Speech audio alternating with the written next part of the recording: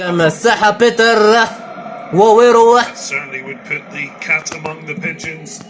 والدقيقة 36 من المرحلة الأولى مشاهدينا الكرام عبر العالم. معكم الإعلامي عبد السلام عيدان، وعلى شاشة قنوات أبو ظبي الرياضية للإعلام في تغطية مثالية وعالمية. جمال الحركاس لاعب الكرة في شق دفاعات الترجي عادت إلى الوراء. لاعب أمين أبو الفتح، والكرة تتجسد للاعبي الترجي. الضغط وكل الضغط على دفاعات الترجي للاعبي الوداد من داخل منطقة العمليات. الفرصة لا زالت قائمة ومستمرة، وهنا لاعب الذي احتفظ بالكرة حتى خروجها ومغادرتها إلى ركلة ركنية.